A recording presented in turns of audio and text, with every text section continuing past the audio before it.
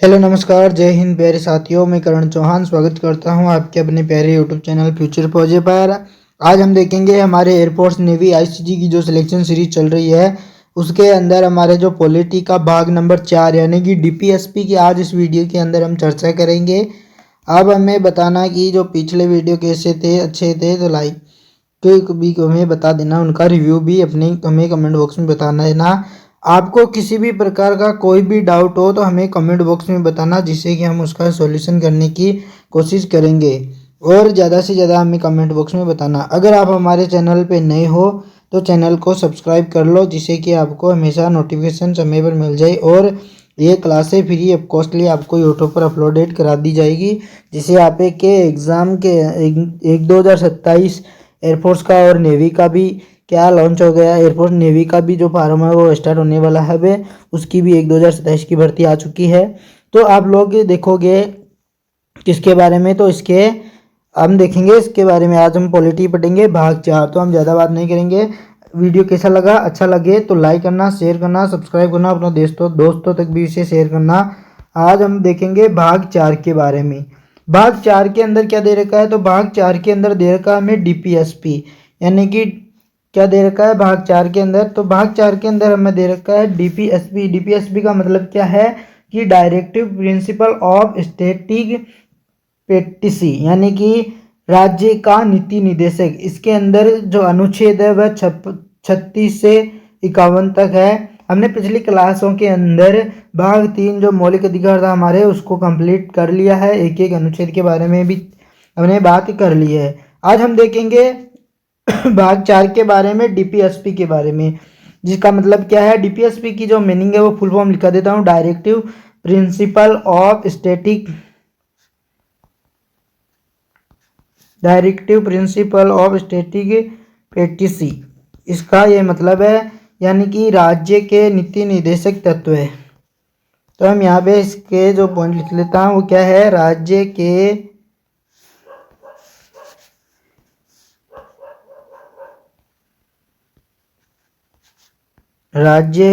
नीति निर्देशक तत्व है। नीति निर्देशक तत्व। तो क्या होता है राज्य के नीति निर्देशक तत्व, तो यह राज्य के बारे में हमें बताता है कंप्लीटली। राज्य की इसके अंदर चर्चा दे रखी है कि यह राज्य की बात करता है, और यह मतलब कि इसके अंदर कौन कौन न्यायालय या फिर कुछ भी जो भी वाद योग्य है या नहीं है उसके बारे में यह बताता है। इसके अंदर भी अनुच्छेद है वो कितने हैं, तो इसके अंदर जो अनुच्छेद है वह 36 से 51 तक इसके अंदर आर्टिकल है। कितने हैं, तो इसके अंदर अनुच्छेदों की संख्या कितनी है, तो इसके अंदर हम देखेंगे अनुच्छेदों की संख्या। अनुच्छेदों की संख्या कितनी है, तो 36 से 51 तक इसमें कुल अनुच्छेद कितने हैं, तो 36 से 51 तक इसमें अनुच्छेद है। हम भाग 4 के बारे में देख रहे हैं। तो इसके बारे में पहले कुछ जो इम्पोर्टेंट पॉइंट है वो लिखो, जैसे कि इसे किस कहाँ से लिया गया। जो भाग 4 है इसे कहाँ से लिया गया, इसकी चर्चा हम कहाँ से करेंगे, यानी कि इसे किस संविधान, किस देश के संविधान से लिया गया। राज्य के जो नीति निर्देशक तत्व है इसे कहाँ से लिया गया, तो इसे आयरलैंड के संविधान से लिया गया। कहाँ से, आयरलैंड के संविधान से लिया गया, जबकि आयरलैंड ने खुद इसे स्पेन के संविधान से लिया। लेकिन हम यहाँ पे जो पॉइंट लेंगे इसे आयरलैंड के संविधान से लिया गया, इसे लिखेंगे, इसे आयरलैंड से लिया गया।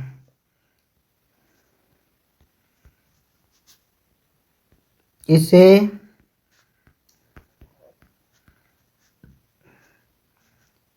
आयरलैंड से लिया गया। किसी को, तो भाग 4 को, डीपीएसपी को, राज्य के नीति निर्देशक तत्व को कहाँ से लिया गया, तो इसे आयरलैंड के संविधान, आयरलैंड से लिया गया। अब हम देखेंगे इसके अंदर ही जो हमारे क्या केटी शाह ने इसको क्या कहा, एक ऐसा चेक के समान कहा जिसे बैंक अपने अनुसार क्या कर सकती है, भुगतान करेगी। यानी कि किसने कहा, तो केटी शाह ने। तो आप यहाँ पे लिखो केटी शाह ने कहा कि केटी शाह ने कहा डीपीएसपी एक ऐसा डीपीएसपी एक ऐसा चेक के समान है, एक ऐसे चेक के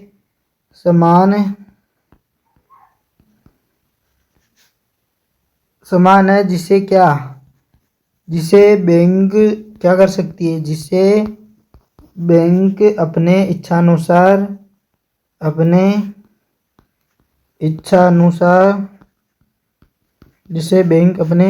इच्छानुसार भुगतान करेगी। किसको? तो डीपीएसपी के अंदर ये हमें दे रखा है, क्या दे रखा है कि जो बैंक है वह अपनी इच्छानुसार भुगतान करेगी। और यह क्या नहीं है, यह न्यायालय के अंदर, इसके अंदर हम वाद योग्य नहीं है, यानी कि हम इसके बहस नहीं कर सकते न्यायालय के अंदर कि ऐसा नहीं हो सकता, लेकिन ऐसा न्यायालय के अंदर नहीं किया जा सकता क्योंकि यह वाद योग्य नहीं है, यह न्यायालय में वाद योग्य नहीं है। क्या नहीं है? तो डीपीएसपी के अंदर जो भी दे रखा है, जैसे कि हमने किसके बारे में, इसके कुछ पॉइंट लिखे डीपीएसपी के बारे में। अब हम किसकी चर्चा करेंगे? तो अब हम चर्चा करेंगे हमारे डीपीएसपी के बारे में। जैसे कि हमारा डीपीएसपी अनुच्छेद 36 क्या कहता है? अनुच्छेद 36 यानी कि आर्टिकल 36। तो यहाँ आप लिखेंगे अनुच्छेद 36। अनुच्छेद 36 के बारे में हम यहाँ पे कुछ चर्चा करेंगे। जैसे कि अनुच्छेद 36 में हमें क्या दे रखा है? तो अनुच्छेद 36 के अंदर दे रखा है, क्या दे रखा है? तो उसके अंदर दे रखा है कि डीपीएसपी की जो हमें परिभाषा है वह हम कहाँ से देखते हैं? जो डीपीएसपी की हम जो परिभाषा है वह देखते हैं हम किसके? अनुच्छेद 36 के अंदर। किसके? अनुच्छेद 36 में हम क्या देखते हैं? डीपीएसपी की लैंग्वेज यानी कि भाषा, डीपीएसपी की जो परिभाषा है, यानी कि मैं इसे शॉर्टकट लिख रहा हूँ, डीपीएसपी को डायरेक्टिव प्रिंसिपल स्टैटिक पॉलिसी को परिभाषा, डीपीएसपी की जो परिभाषा है, डीपीएसपी की जो परिभाषा है उसकी चर्चा कहाँ है? तो भाग 36 के अंदर डीपीएसपी की परिभाषा की चर्चा है। इसके अंदर तो भाग अनुच्छेद 36 के अंदर। डीपीएसपी क्या है? डीपीएसपी यह राज्य की बात करता है या संस्था की, मान लो यह राज्य की बात करता है, यह राज्य की बात करता है। किसकी? राज्य की बात करता है। कौन? तो डीपीएसपी राज्य की बात करता है। राज्य के अंदर आप मान सकते हो किसे? एक प्रकार संस्था को। किसे? जो संस्था के बारे में हमें बताता है। जैसे कुछ एग्जाम्पल के थ्रू मान लो, जैसे कि हम संसद की बात करें, वह भी एक प्रकार की क्या है? संस्था है। और विधानमंडल के बारे में भी देख लो कि विधानमंडल भी क्या है? तो विधानमंडल भी एक प्रकार की क्या है? संस्था है। ऐसे हम एटसेट्रा। बाकी आप एक और लिखना चाहो तो जैसे कि जो रेल मंत्रालय है वह भी एक संस्था है। संसद और विधानमंडल के बारे में, जैसे कि हमने भाग 36 के अंदर देखा, अनुच्छेद 36 में डीपीएसपी की जो परिभाषा की जो चर्चा है वो किसमें? तो अनुच्छेद 36 के अंदर है। डीपीएसपी राज्य की बात करता है, यानी संस्था की, राज्य हो या संस्था, राज्य के अंदर जो संस्था है उसके बारे में, जैसे संसद, विधानमंडल, रेल एटसेट्रा। अब हम बाकी बाद में जो अगला हमारा पॉइंट है, हमारा अनुच्छेद है, तो हमारा अगला अनुच्छेद कौन सा है? तो हमारा अगला अनुच्छेद 37 नंबर का, आर्टिकल नंबर 37।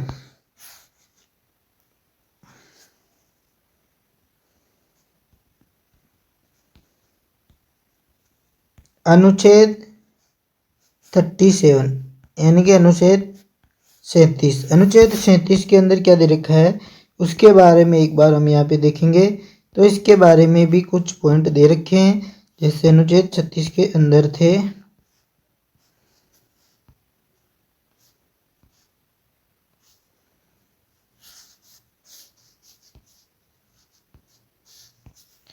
तो अनुच्छेद 37 के बारे में हम यहाँ पे करेंगे चर्चा। हमारा जो डीपीएसपी है उसमें ज़्यादातर चर्चा नहीं है, ये छोटे छोटे भागों के अंदर है। इसके अंदर हम क्लियरली तो हमारे क्या है इम्पोर्टेंट जो अनुच्छेद है उनके बारे में ही हम चर्चा करेंगे, कंप्लीटली हमारे जितने एग्जाम के ओरिएंटेड है। जैसे कि अनुच्छेद 37 के अंदर दे रखा है डीपीएसपी क्या कर सकता है? डीपीएसपी को न्यायालय द्वारा लागू नहीं कराया जा सकता है, अर्थात यह न्यायालय में वाद योग्य नहीं है।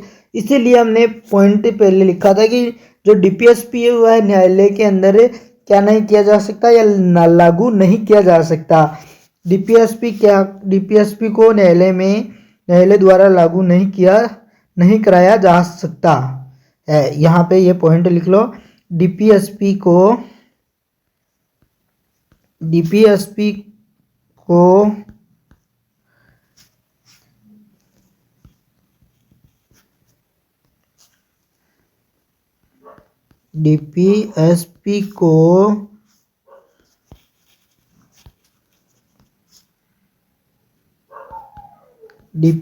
को न्यायालय किसके अंदर, न्यायालय के द्वारा, डीपीएसपी को न्यायालय द्वारा लागू नहीं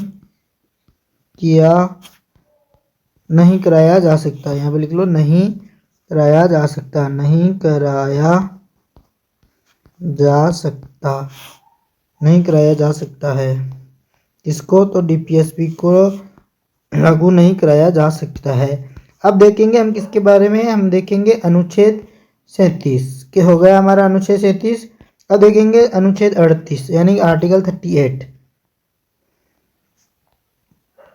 अनुच्छेद 38 के अंदर क्या दे रखा है, अनुच्छेद 38 शेडिंग डाल लो और इसके अंदर हमें दे रखा है किसके बारे में, तो इसके अंदर हमें क्या दे रखा है ये पॉइंट हम देखेंगे। जैसे कि हमारे क्या है जो लोक कल्याण की बातें होती है, इसकी जो लोक कल्याण की बात कौन करता है, हमारा भला करने के लिए कौन करता है, तो वह जनता नहीं करती। वह अनुच्छेद 38 के तहत सरकार जनता का क्या करेगी, कल्याण करेगी। क्या, लोक कल्याण की बात कौन करता है, तो अनुच्छेद 38 लोक कल्याण की बात, लोक कल्याण की जो बात करता है, लोक कल्याण की बात करता है, तो वह कौन करता है, तो वह अनुच्छेद 38 करता है। इसका मतलब है कि जो सरकार है वो जनता का कल्याण करेगी। जैसे एग्जाम्पल मान लो कि जो कि आपको क्या मिलता है, राशन कार्ड के थ्रू आपको गेहूं मिलता है। जैसे सामाजिक, राजनीतिक, आर्थिक न्याय की जो भी बातें होती है वह किसके अंदर, तो वह भी इसी के अंदर अनुच्छेद 38 के तहत की जाती है। कौन सी, जो सामाजिक, राजनीतिक या फिर किसी आर्थिक जो किसी भी प्रकार की जो चर्चा होती है तो वह अनुच्छेद 38 के तहत की जाती है। अब हम देखते हैं हमारा अगला अनुच्छेद, अनुच्छेद 39 यानी कि 39।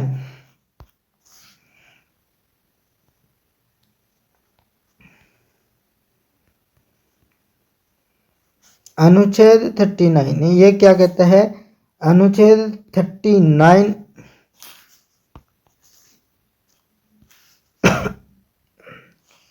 तो हमारे को अनुच्छेद 39 पढ़ना है। 39 में क्या दे रखा है कि समान कार्य के लिए समान वेतन, यानी कि इस अनुच्छेद 39 में दे रखा है कि जो पुरुष और महिलाएं होती है उसके अंदर कोई भी भेदभाव नहीं किया जा सकता, जितना काम करेगा उतना पैसा मिलेगा। यानी कि समान कार्य के लिए अनुच्छेद 39 के तहत, इसके तहत अनुच्छेद 39 के तहत समान कार्य के लिए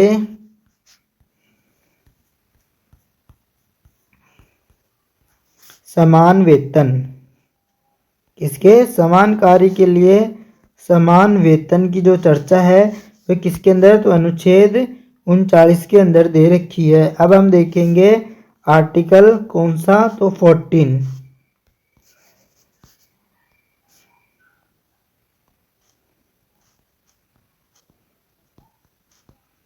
अनुच्छेद 14 देखने से पहले क्या देखना पड़ेगा हमें, अनुच्छेद 39 के बारे में कुछ और पॉइंट है वो देख लेते हैं एक बार। 39 अनुच्छेद 39 के अंदर क्या हमें दे रखा है वो इम्पोर्टेंट कुछ पॉइंट देख लेते हैं। जैसे अनुच्छेद 39 के अंदर दे रखा है जो 42वां संविधान संशोधन हुआ वो इसी अनुच्छेद के अंदर जोड़ा गया। कब हुआ, तो 42वां जो संविधान संशोधन है वह 1976 को हुआ था। कब हुआ, तो वह 1976 को हुआ, जो अनुच्छेद 39 के अंदर जोड़ा गया और निःशुल्क निःशुल्क विधि सहायता की जो बात है वह भी अनुच्छेद 39 खंड के अंदर दे रखी है। विवाद होने पर अगर आपके पास पैसा नहीं है तो सरकार आपको फ्री सरकारी वकील देगी। यह किसके तहत आता है? तो यह भी अनुच्छेद 39 खंड के या फिर आप मान लो अनुच्छेद 39 के अंदर आता है। हम इसके अनुसार इसको यहाँ पे यह इसके क्या है, अनुच्छेद 39 खंड के बहुत महत्वपूर्ण पॉइंट है, जिसमें से हम ये लिखेंगे कि जो 42वां संविधान संशोधन हमारा क्या है, जो 42वां संविधान संशोधन है वह कब हुआ, तो किस अनुच्छेद में हुआ? तो 42वां संविधान संशोधन 42वां संविधान संशोधन कब हुआ? तो ये 1976 40 नहीं 1976 द्वारा जोड़ा गया। कौन सा? तो अनुच्छेद 39 जोड़ा गया। जो जब 42वां संशोधन हुआ था तब इस अनुच्छेद को क्या किया गया? जोड़ा गया। इसके द्वारा तो 42वां संविधान संशोधन के द्वारा। अब हम देखेंगे हमारा अगला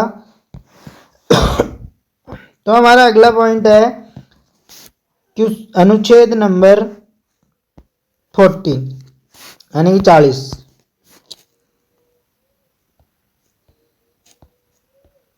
हम अनुच्छेद 40 की चर्चा यानी कि 14 की चर्चा यहाँ पे करेंगे। अनुच्छेद 14 क्या कहता है? तो अनुच्छेद 14 कहता है कि ग्राम पंचायत की जो बात है, किसकी? जो ग्राम पंचायत में जो बातें होती है यानी कि हमारे जो ग्राम पंचायत के बारे में जो चर्चा दे रखी है, तो वह अनुच्छेद 40 यानी कि 14 के अंदर दे रखी है।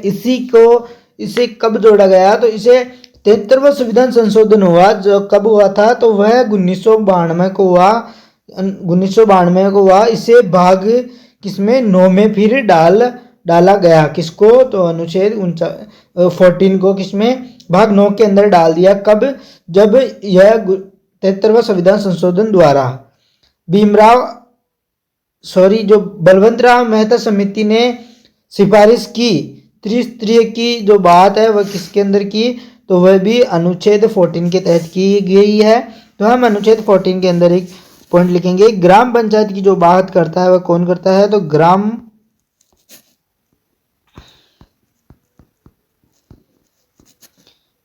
पंचायत की बात करता है। ग्राम पंचायत की बात करता है कौन? तो अनुच्छेद 40 अनुच्छेद 14 क्या करता है? इसकी बात करता है। इसके बारे में मैं कुछ आपको मोस्ट इंपॉर्टेंट पॉइंट बता देता हूँ, लेकिन वो इतने इंपॉर्टेंट नहीं है जितने आपके एग्जाम में आएंगे। जैसे कि इसमें क्या दे रखा है? तो इसके अंदर दे रखा है कि जो 43वां संविधान संशोधन 1992 द्वारा इसे भाग 9 में डाल दिया गया। किसे? तो अनुच्छेद 14 को। बलवंत राय मेहता समिति ने सिफारिश की कि त्रिस्तरीय की जो बात है वह 73वें संविधान संशोधन 1992 द्वारा अपनाया गया। कौन सी? बलवंत राय मेहता समिति। संविधान संशोधन के बाद यह पॉइंट लिख लो कि जो संविधान संशोधन के बाद सबसे पहला जो राज्य बना वह कौन है? संविधान संशोधन के बाद मध्य प्रदेश पहला राज्य था जिसने पंचायती राज व्यवस्था को क्या किया था? एडॉप्ट किया था, यानी अपनाया था। एडॉप्ट करना तो वो गोद लेना होता है, सॉरी, लेकिन अपनाया था। हम लिख लेते हैं संविधान संशोधन के बाद संविधान संशोधन के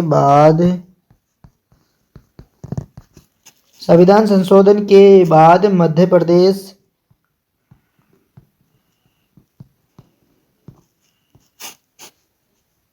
संविधान संशोधन के बाद मध्य प्रदेश पहला राज्य था जिसने क्या किया? राज्य व्यवस्था की जो राज्य व्यवस्था है क्या है? जो राज्य व्यवस्था है उसको राज्य व्यवस्था को क्या किया था? अपनाया था। कौन? तो मध्य प्रदेश। कौन अपनाया? तो मध्य प्रदेश अपनाया। लेकिन क्या उससे पहले भी कोई राज्य व्यवस्था थी? हाँ, तो वह थी। तो कहाँ थी? तो वह हमारे राजस्थान के अंदर। कहाँ थी? तो संविधान संशोधन से पहले 2 अक्टूबर 1959 को राजस्थान के जो नागौर जिला है, राजस्थान का जो नागौर जिला है, वह पहला राज्य था जिसने पंचायती राज की व्यवस्था की गई। किसके अंदर? 2 अक्टूबर 1959 को। तो पहला राज्य कौन सा था? तो वह नागौर था। लेकिन संविधान संशोधन के बाद के अंदर, जब संविधान संशोधन नहीं हुआ उससे पहले 2 अक्टूबर 1959 को राजस्थान के जो नागौर राज्य जिला है, राजस्थान के अंदर जो नागौर जिला है, उसके अंदर क्या की गई थी? तो पहली पंचायती राज की व्यवस्था की गई थी। लेकिन इसके बाद संविधान में संशोधन होने के बाद मध्य प्रदेश पहला राज्य बन गया। जो किसके बारे में? पंचायती राज व्यवस्था की चर्चा के बारे में। तो अब हम देखते हैं हमारा अगला अनुच्छेद। तो हमारा अगला अनुच्छेद कौन सा है? तो अगला हमारा अनुच्छेद है 41, अनुच्छेद 41।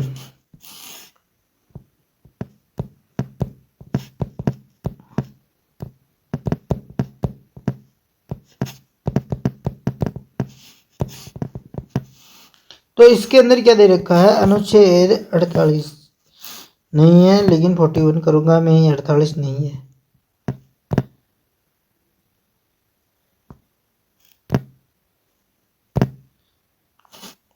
एक सेकेंड।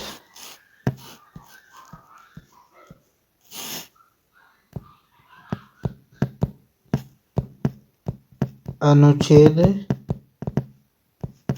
41 41 है, ना कि 18 48 है। तो क्या हमारा अनुच्छेद 41 यानी कि 41 नंबर का जो आर्टिकल है, उसके बारे में हम यहाँ पे क्या करेंगे? कुछ चर्चा करेंगे, जिससे कि हमारे एग्जाम के अंदर मोस्ट इम्पोर्टेंट जो पॉइंट होते हैं वो हम चर्चा कर रहे हैं, जैसे कि मैंने आपको बता रखा है। बाकी हम फालतू चर्चा नहीं करेंगे, जितना हमारे एग्जाम के अंदर आ सकता है हम बस उतनी ही चर्चा करेंगे। जैसे अनुच्छेद 41 के अंदर क्या दे रखा है? कुछ दशाओं में जो सरकारी सहायता प्रदान करती है, जो कहाँ दे रखा है? तो वह अनुच्छेद 41 यानी 41 के अंदर है। जैसे कि जो हमें सरकारी जो सहायता मिलती है, सरकार के द्वारा हमको मिलने वाली जो सहायता होती है, वह किस अनुच्छेद में दे रखा है? तो वह अनुच्छेद 41 के अंदर। इसके अंदर क्या दे रखा है? तो इसके अंदर जो बूढ़े लोग होते हैं, वृद्धा को क्या मिलती है? पेंशन मिलती है। विकलांगों के लिए जो साइकिल उपलब्ध कौन कराता है? तो वह सरकार कराती है। और विधवा को पेंशन भी कौन देता है? तो वह भी सरकार काम में करती है। तो वह किसके तहत करती है? तो वह अनुच्छेद 41 के तहत करती है। यानी कि इसमें लिखो आप कुछ जैसे कुछ दशाओं में सरकारी, कुछ दशाओं में सरकारी सहायता, कुछ दशाओं में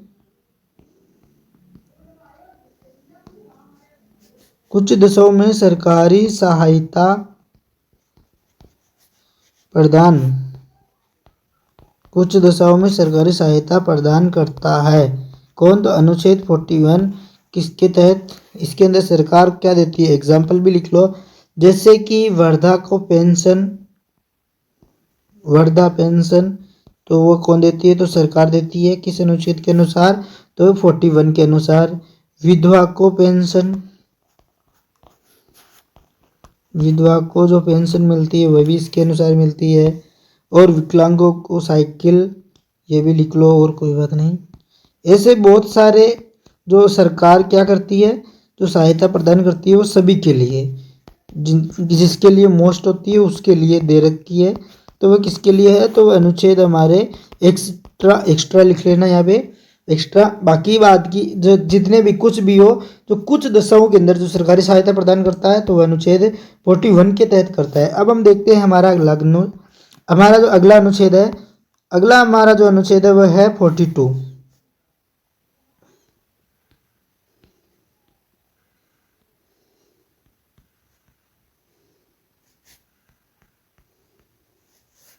अनुच्छेद 42 यानी कि अनुच्छेद 42। अनुच्छेद 42 में हमें क्या दे रखा है? तो इसके अंदर हमें दे रखा है कि जो न्याय संगत जो कार्य की जो मनोचित दशा है तथा प्रस्तुति सहायता प्रदान करना, ये किसका काम है? तो यह काम है अनुच्छेद 42 का। किसका? अनुच्छेद 42 का। न्याय संगत जो भी कार्य होता है उसकी प्रस्तुति को सहायता प्रदान करती है कौन? तो अनुच्छेद 42। तो यहाँ पर इसको लिख लो, न्याय संगत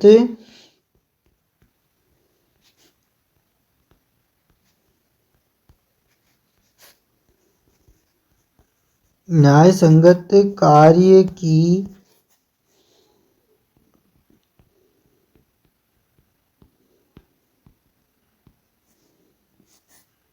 मनोचित दशा तथा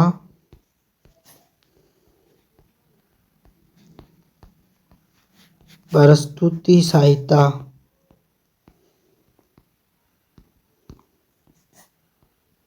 प्रदान करना। तो ये कौन करता है? तो अनुच्छेद 42।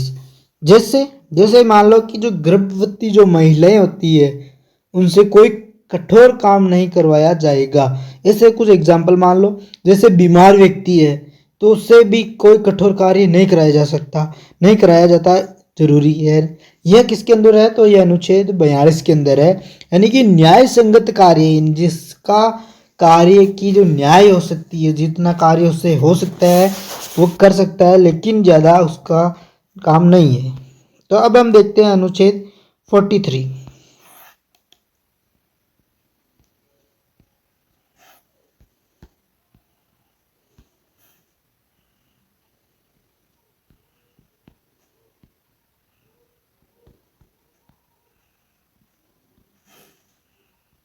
तो हम देखेंगे अनुच्छेद 43 के बारे में।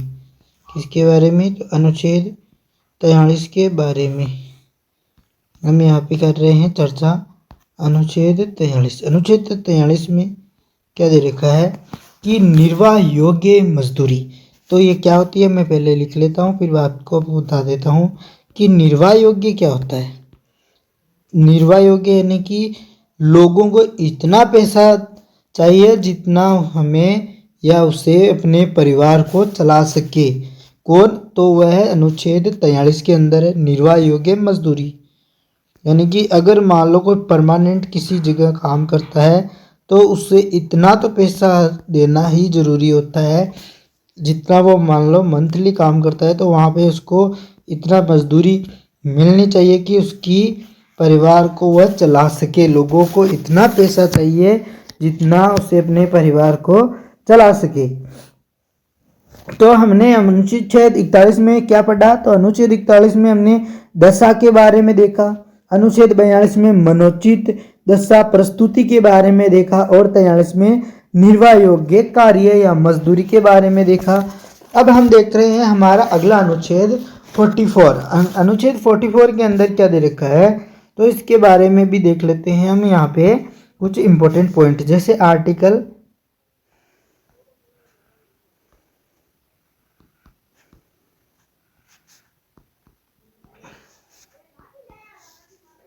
अनुच्छेद 44 के अंदर दे रखा है समान नागरिक संहिता। अब देखो समान नागरिक संहिता, ये भी क्या है? मोस्ट इंपोर्टेंट है। समान नागरिक संहिता किस अनुच्छेद में आता है? तो वह अनुच्छेद आता है 44। समान नागरिकता,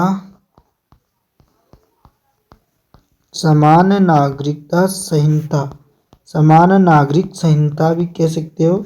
नागरिकता समानता, समान नागरिक संहिता ही है, क्या कह सकते हो? समान नागरिक संहिता।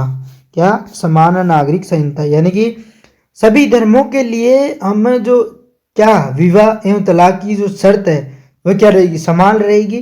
भले इसके अंदर रीतियां अलग अलग हो सकती है, क्या जो रीतियां उसकी वो अलग अलग हो सकती है, लेकिन सभी जो धर्म है उसके लिए जो विवाह होता है और जो तलाक होता है उसकी जो शर्त है वह हमेशा समान ही रहती है। अपराध के कानून को दंड संहिता कहते हैं, यह इसी का पॉइंट है। इसीलिए मैंने बताया कि जो अपराध का जो कानून है उसे क्या कहते हैं? तो अपराध के कानून को दंड संहिता कहते हैं। संहिता का मतलब यहाँ यह है कि जो अपराध के कानून को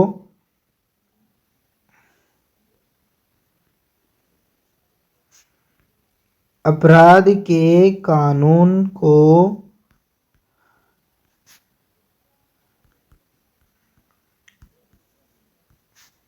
दंड संहिता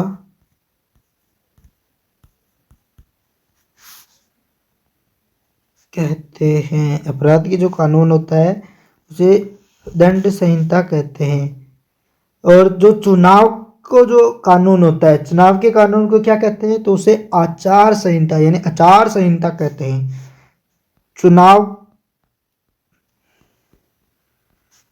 चुनाव के कानून को क्या कहते हैं, तो चुनाव के कानून को कहते हैं, चुनाव के कानून को क्या कहते हैं, तो इसे कहते हैं आचार संहिता। आचार संहिता किसे कहते हैं, तो चुनाव के कानून को आचार संहिता कहते हैं। तो यह हमारा क्या रहा, अनुच्छेद 44।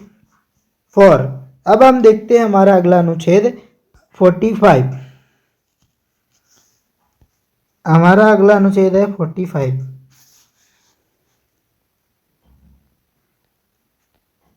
अनुच्छेद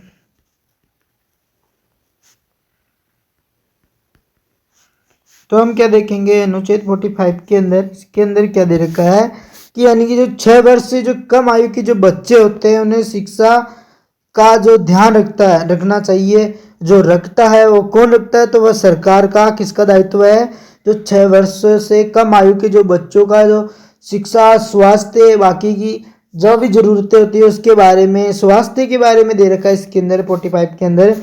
जैसे कि हमारे क्या दे रखा है कि 6 वर्षों से कम आयु के जो बच्चे हैं उनको उनका जो स्वास्थ्य का जो ध्यान रखना है वह किसका दायित्व है, तो वह सरकार का है।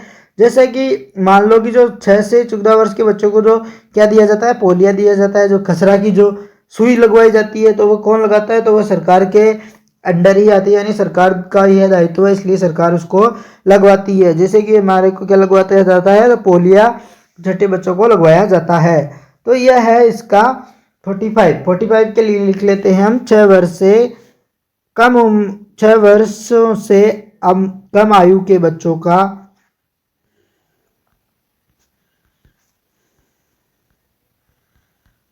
6 वर्षों से कम आयु के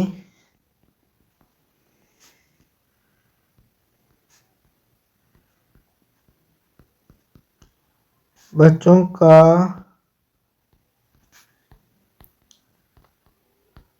स्वास्थ्य का जो ध्यान है वह कौन रखेगा, ध्यान रखना इसका दायित्व है, तो सरकार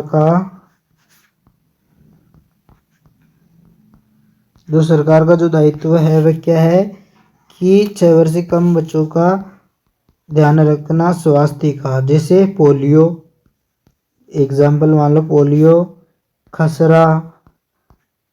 खसरा की जो सुई होती है, खसरा की सुई etc एग्जाम्पल नहीं एक्स्ट्रा मान लो। तो अब हम देखते हैं किसके बारे में, हमारा अगला अनुच्छेद है अनुच्छेद 46। अनुच्छेद 46 में क्या दे रखा है, इसके अंदर ही दे रखा है कि जो SC ST तथा जो OBC के लिए क्या विशेष आरक्षण की जो बात होती है हमें वह किसके अंदर दे रखा है, तो वह अनुच्छेद 46 के अंदर है। अनुच्छेद 46 यानी कि 46 नंबर का जो अनुच्छेद है उसके अंदर क्या दे रखा है, तो इसमें हमें दे रखा है SC ST तथा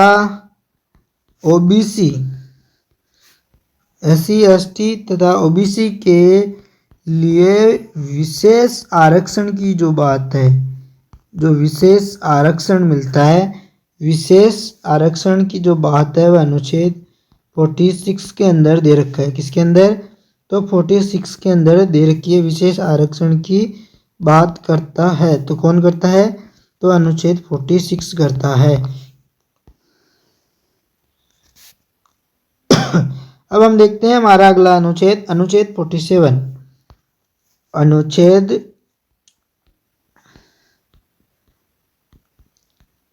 47। तो अनुच्छेद 47 में क्या दे रखा है, इसके अंदर दे रखा है कि जो सरकार जो पोषक युक्त आहार उपलब्ध कराएगी तथा जो नशीली पदार्थों को क्या करेगी, बैन करेगी। तो ऐसा काम किस अनुच्छेद में दे रखा है, तो वह अनुच्छेद 47 यानी कि 47 के अंदर दे रखा है। इसको हम यहाँ पे डिनोट कर देते हैं। जैसे सरकार पोषक युक्त आहार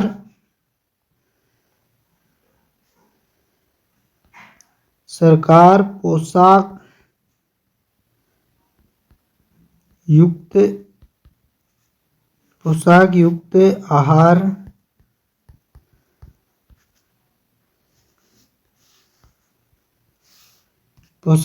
आहार उपलब्ध कराएगी।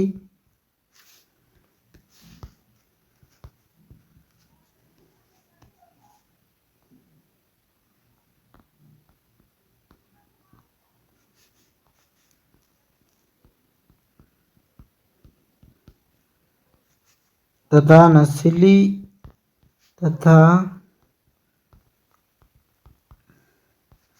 नशीली जो पदार्थ को क्या करेगी, नशीले जो पदार्थ है, नशीले पदार्थ को बैन करेगी। कौन?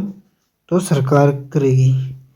अब और हम लोग तो नहीं कर सकते, अगर है तो करके देख लो, हो जाएगा तो ठीक है, वरना ऐसा तो हमारे आपसे कहना नहीं होता। लेकिन ये अनुच्छेद 47 के तहत है, इसलिए हमें बताना पड़ता है।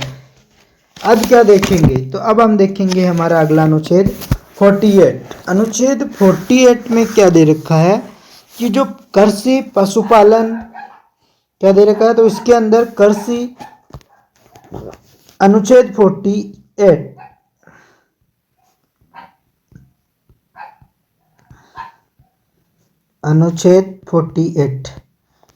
48 नंबर के जो अनुच्छेद है उसके अंदर दे रखा है, क्या दे रखा है, तो इसके अंदर दे रखा है कृषि पशुपालन की जो वर्दी तथा दुधारू पशुओं की जो हत्या पर जो रोक लगाएगा वो किस अनुच्छेद के आता है, तो वह अनुच्छेद 48 के तहत आता है। कृषि पशुपालन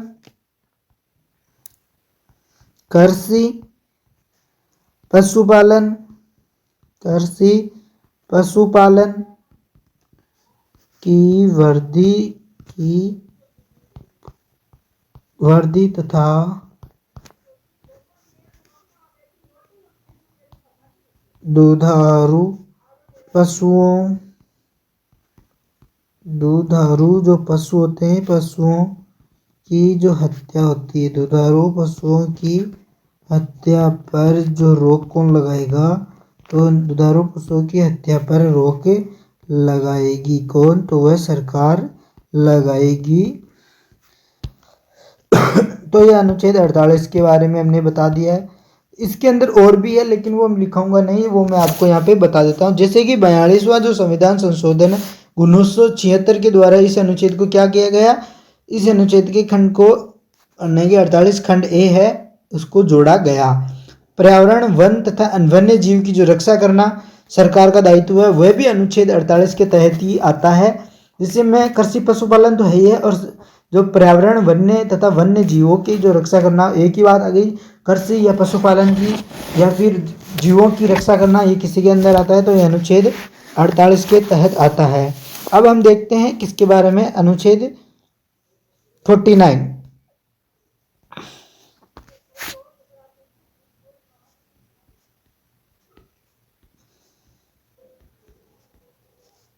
अनुच्छेद 49 यानी कि 49 नंबर के। अब हमारे 3 अनुच्छेद और बच्चे हैं, इनके बारे में जल्दी से हम देख लेते हैं।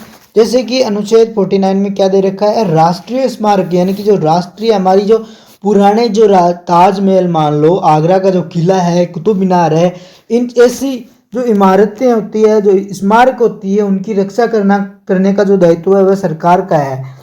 इसी अनुच्छेद के तहत सरकार उनकी क्या करती है, तो उनका रक्षा करती है। किस अनुच्छेद के तहत, तो अनुच्छेद 49 के तहत सरकार राष्ट्रीय स्मारकों, यहाँ पे लिख लो, राष्ट्रीय स्मारक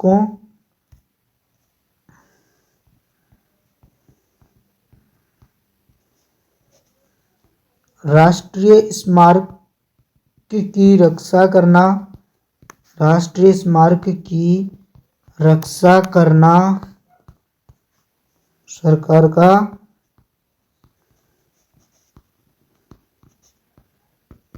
दायित्व है। क्या है, सरकार का दायित्व है। जैसे कि आप एग्जाम्पल के थ्रू भी यहाँ पे लिख सकते हो क्या दायित्व है तो सरकार का, तो हम यहाँ पे एग्जाम्पल भी लिख लेते हैं। जैसे कि ताजमहल, आगरा का किला,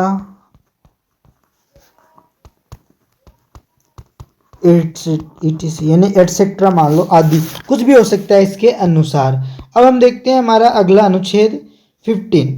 जबकि अनुच्छेद 15 को क्या कह रखा है अनुच्छेद 50, तो अनुच्छेद 50 देखते हैं यहाँ पे, इसमें दे रखा है अनुच्छेद 50, अनुच्छेद 50 यानी कि 50। अनुच्छेद 50 के अंदर यानी 50 के अंदर हमें क्या दे रखा है, अनुच्छेद 50 के अंदर दे रखा है कार्यपालिका को न्यायपालिका से अलग किया जाएगा या किया जा सकता है। तो किस अनुच्छेद के अनुसार, तो अनुच्छेद 15 यानी 50 के अनुसार किया जाएगा। क्या किया जाएगा, तो कार्यपालिका को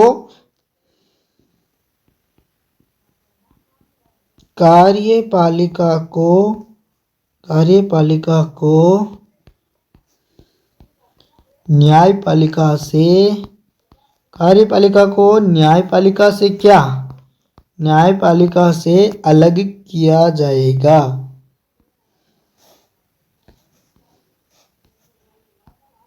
अलग किया जाएगा। तो ये हमारा अनुच्छेद 50 रहा। और हमारा अब लास्ट अनुच्छेद है, वह अनुच्छेद कौन सा है, तो अनुच्छेद 51। अनुच्छेद 51 की हम यहाँ पे चर्चा कर रहे हैं। अनुच्छेद 51 में क्या दे रखा है, इसके अंदर दे रखा है कि जो अंतर्राष्ट्रीय जो शांति का जो बढ़ावा देता है वह किस अनुच्छेद के तहत आता है, तो वह अनुच्छेद 51 के तहत आता है। इसी अनुच्छेद के द्वारा भारत को यूएनएसओ में जोड़ा गया। देखो कितना मोस्ट इंपोर्टेंट अनुच्छेद है कि जो अंतर्राष्ट्रीय शांति को बढ़ावा देना किस अनुच्छेद का काम है, तो 51 का है। अंतर्राष्ट्रीय शांति को,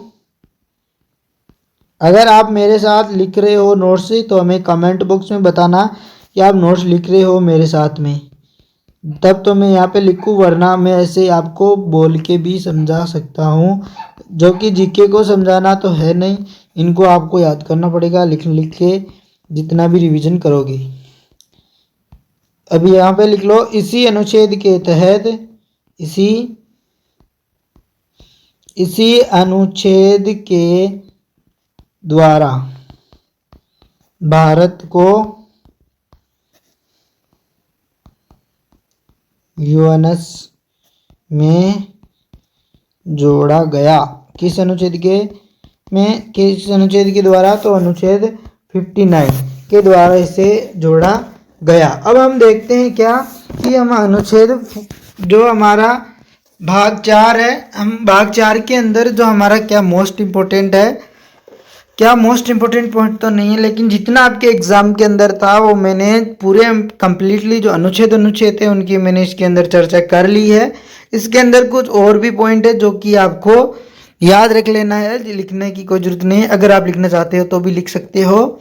इस अनुच्छेद, इस भाग के अंदर क्या दे रखा है, इस भाग को भारतीय संविधान में सरदार स्वर्ण सिंह समिति की सिफारिश पर वर्ष 1976 में क्या किया गया, तो यूएसएसआर के संविधान से लिया गया। किसे, यानी कि मैंने बता दिया कहाँ से लिया गया, तो आयरलैंड से संविधान से लिया गया। लेकिन भाग 4 खंड 1 को कहाँ से, ए है भाग 4 खंड 1 को लिया गया यूएसएसआर से।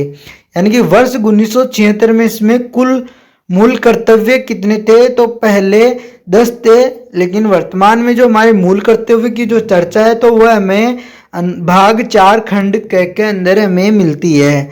86वां संविधान संशोधन 2002 द्वारा था,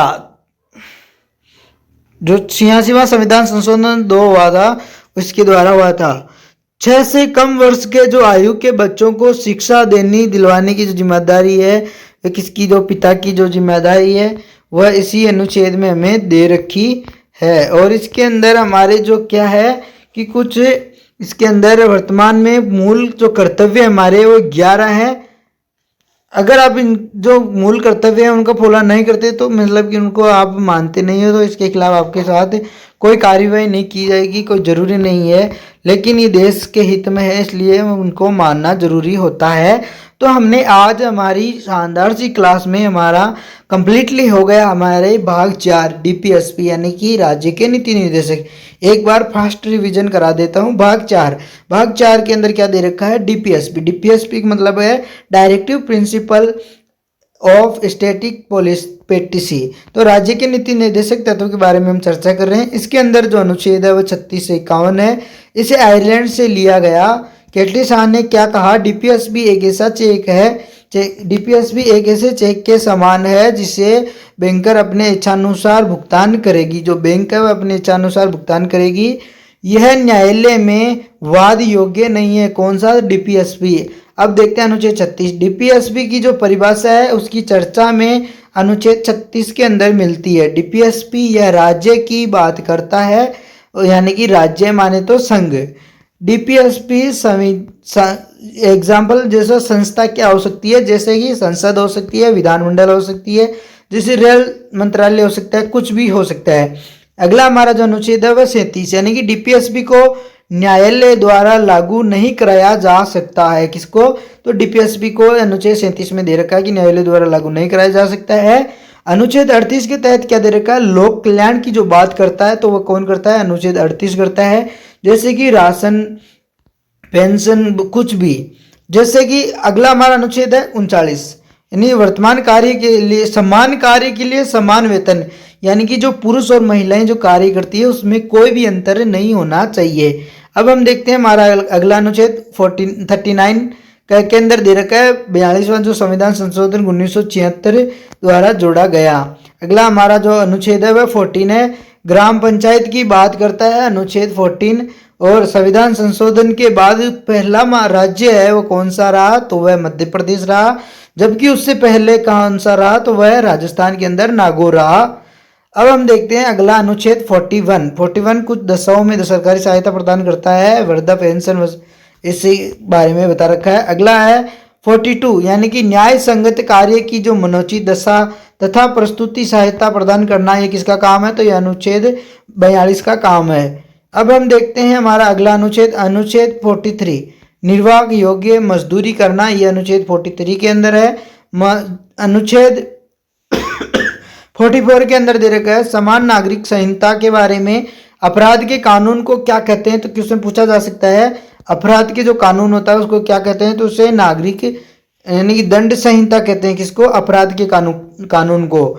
और चुनाव के जो कानून होता है उसको क्या कहते हैं? चुनाव के कानून को कहते हैं आचार संहिता। आचार संहिता किसे कहते हैं? तो चुनाव के कानून को आचार संहिता कहते हैं। अब हम देखते हैं अगला हमारा अनुच्छेद 45, यानी कि 45 6 वर्षों से कम आयु के बच्चों को स्वास्थ्य का जो ध्यान रखना सरकार का क्या है? दायित्व है, जैसे कि उसे पोलियो या खसरा की दवाई देना।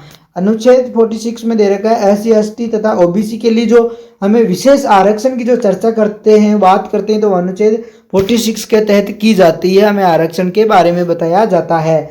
अब देखते हैं अनुच्छेद 47, यानी कि सरकार पोषक युक्त आहार उपलब्ध कराएगी तथा नशीली पदार्थों को क्या करेगी? बैन करेगी। तो अनुच्छेद 47 में है। अनुच्छेद 48 में क्या दे रखा है? अनुच्छेद 48 में दे रखा है कृषि पशुपालन की वर्दी तथा दुधारू पशुओं की हत्या पर रोक लगाएगी तथा जो कुछ भी हमारे वन्य जीव है, पर्यावरण है, उसकी रक्षा भी कौन करेगी? तो यह सरकार का दायित्व है। अनुच्छेद 49 राष्ट्रीय राजमार्ग की रक्षा करना सरकार का दायित्व है, जैसे ताजमहल, आगरा का किला, कुछ भी। अनुच्छेद 15 कार्यपालिका को न्यायपालिका से अलग किया जाएगा, यह अनुच्छेद 15 के तहत यानी कि दिया गया है। और लास्ट अनुच्छेद है 51, अंतर्राष्ट्रीय शांति को बढ़ाया जाता है, बढ़ाया देना। इसी अनुच्छेद के तहत अनुच्छेद के द्वारा भारत को यूएनएसए में जोड़ा गया। किस अनुच्छेद के द्वारा? तो अनुच्छेद 51। तो हमने कंप्लीटली आज के इस वीडियो में हमने क्या कर लिया? तो हमने आज के इस वीडियो में हमने कंप्लीटली डीपीएसपी के बारे में भाग 4 के अंदर कंप्लीटली देख लिया है। तो वीडियो कैसी लगी? अच्छी लगी तो लाइक करना, शेयर करना, सब्सक्राइब करना और अपने दोस्तों तक इसे शेयर करना मत भूलना। अगर आप हमारे चैनल पे नए हो तो चैनल को सब्सक्राइब कर दो, जैसे कि ऐसे ही आपको फ्री ऑफ कॉस्टली मैं क्लासेस पूरी अपलोड करता रहूँगा। और कुछ दिनों के बाद मैं आपको पॉलिटी की जितने भी मोस्ट इम्पोर्टेंट क्वेश्चन है वो उनकी एक ही क्लास में आपको कम्प्लीटली पर्सन एक साथ यहीं पर करा दूंगा। तो हमें कमेंट बॉक्स में अपना रिव्यू देना और बताना क्लास कैसी लगी, अच्छी लगी तो लाइक शेयर और सब्सक्राइब करना। और अगर आपको किसी भी प्रकार का कोई भी डाउट हो तो हमें कमेंट बॉक्स में बताना। हमने इसी अब पढ़ेंगे, अब हम अगला वीडियो लाएंगे, उस वीडियो के अंदर हम भाग 5 की चर्चा करेंगे। जैसे कि भाग 5 में क्या दे रखा है, लेकिन भाग 5 क्या है कि थोड़ा बहुत बड़ा है, इसके अंदर बहुत कुछ दे रखा है। जैसे भाग 5 की हम चर्चा करेंगे, भाग 5 के अंदर हमें दे रखा है राष्ट्रपति दे रखा है, राष्ट्रपति की शक्ति, उपराष्ट्रपति, संसद, उसके अंदर जो लोकसभा, राज्यसभा, सीएजी है, मंत्रिपरिषद है, विविध है, जैसे प्रधानमंत्री, उनके बारे में हमें कंप्लीटली दे रखा है। उनके बारे में भी हम अगले वीडियो के अंदर चर्चा करेंगे भाग 5 की। तो हमें आप ये बताना ये क्लास कैसी लगी, अच्छी लगी तो लाइक करना, शेयर करना, सब्सक्राइब करना और अपने दोस्तों से इसे ज़्यादा से ज़्यादा शेयर करना। और हमारी क्लास का आज हम यही ख़त्म करते हैं हमारी इस क्लास को। तो थैंक यू। क्लास को बस ज़्यादा से ज़्यादा शेयर करना, सब्सक्राइब करना, अपने दोस्तों तक भी भेज देना। और हमें किसी भी प्रकार का आपको कोई भी डाउट हो तो हमें कमेंट बॉक्स में बताना। Thank you. जय हिंद, जय भारत।